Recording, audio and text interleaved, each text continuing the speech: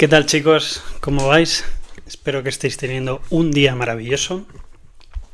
Hoy vamos a hablar sobre algo que me parece fundamental, que tampoco he leído mucho sobre ello y que creo que es clave para nuestro bienestar y para seguir evolucionando, que al final es un poco lo que buscamos. Esto es sobre los atributos innatos. Estos atributos son aquellos con los que nacemos, los que vienen ya con nosotros. A diferencia de lo que se piensa la gente, la gran mayoría de los atributos los adquirimos después con el paso del tiempo. La gran mayoría cuando nacemos no están dentro de nosotros. Pero estos dos de los que vamos a hablar hoy sí están, y vamos a ver la evolución con el paso del tiempo, cómo les influye el entorno, pues un poco todo, y cómo potenciarlos cuando somos adultos para que nos ayude en esa evolución y en ese bienestar interno.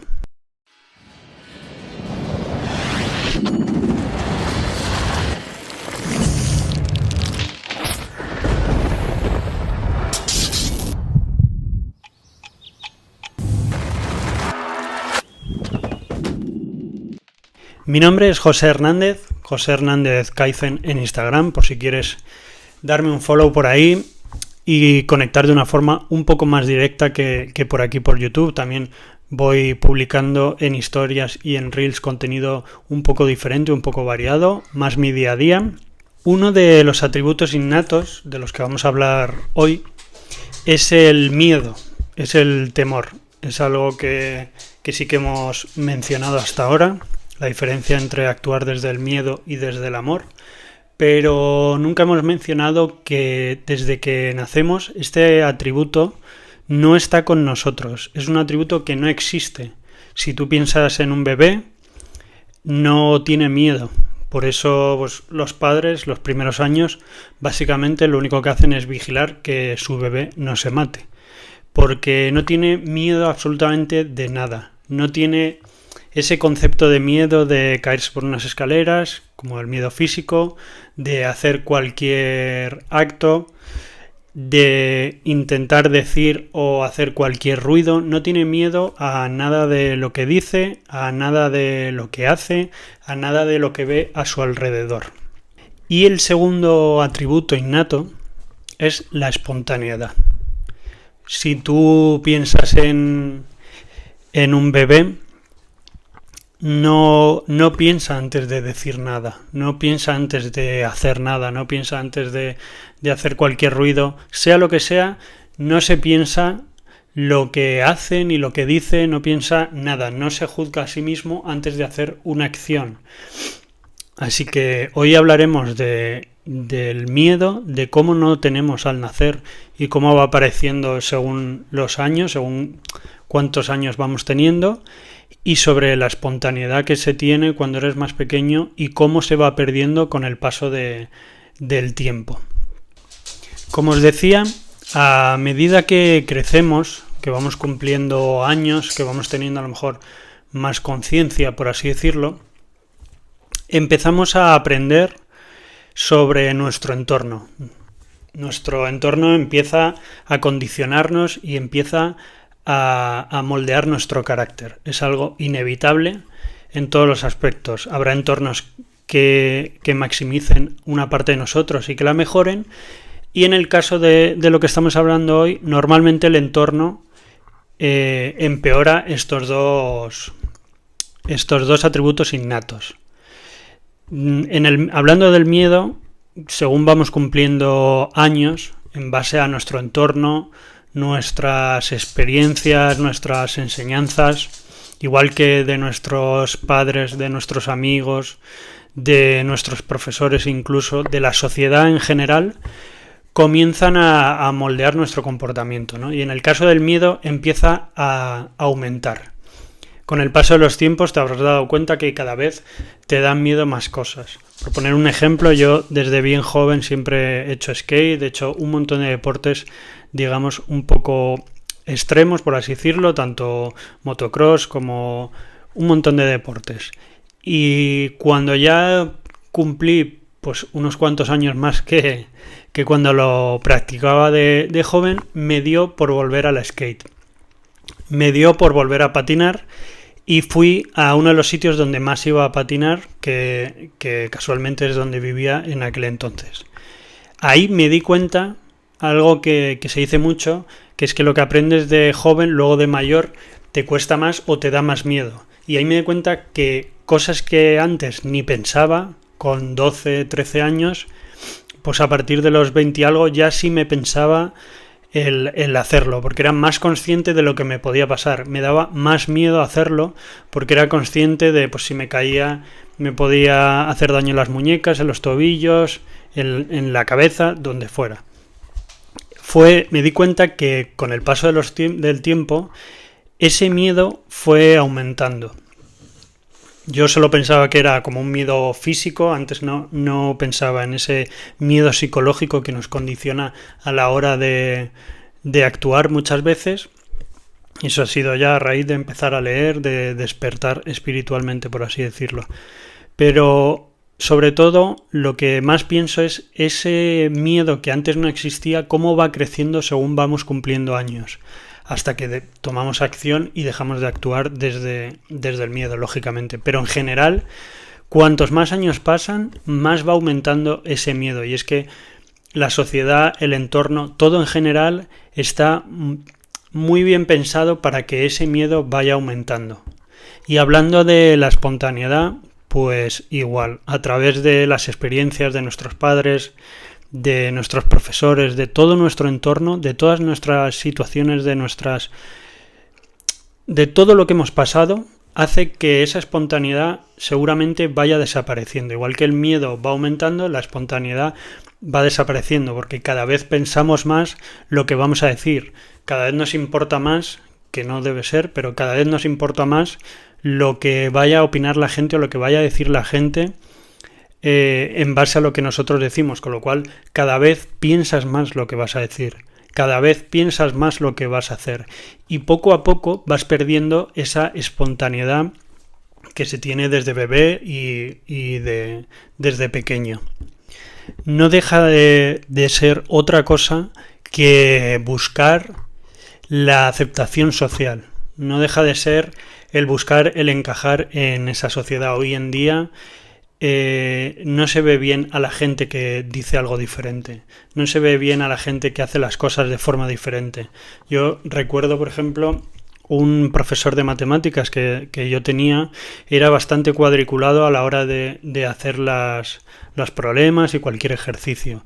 Por aquel entonces, para mí era de lo que más se me resistía, con lo cual, gracias a mis padres, pude ir a un profesor particular, una profesora particular, que me hizo ver las matemáticas de otra forma. Me hizo ver que no solo estaba el sendero que me habían dicho, que había más senderos por los que podía ir siempre y cuando el resultado fuera el mismo, cosa que a día de hoy lo aplico para todas mis decisiones.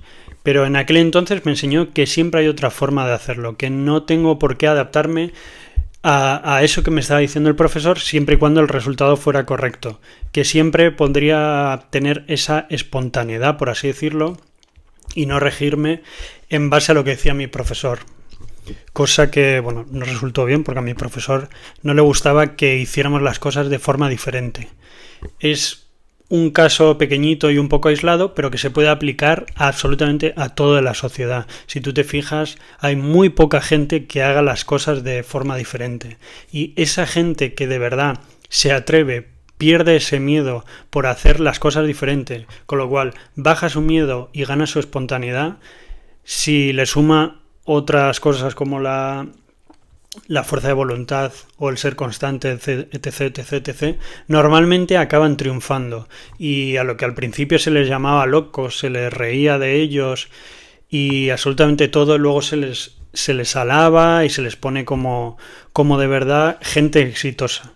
Y es que lo único que han hecho es bajar el miedo y subir la espontaneidad, con lo cual han actuado más como somos cuando éramos más pequeños o bebés, y eso seguramente les ha hecho estar bien consigo mismo, les ha hecho sentir cierta paz interna, les ha hecho sentir bien por dentro, ya que han vuelto a esos atributos innatos, con lo cual les ha hecho conectar con ese niño que tenemos dentro, que somos aún, y les ha hecho crear como esa paz. Aparte, pues les ha ayudado a tener el éxito como le ha pasado pues al de Amazon, al de Facebook, como le pasó en su día al de Apple, absolutamente a todos.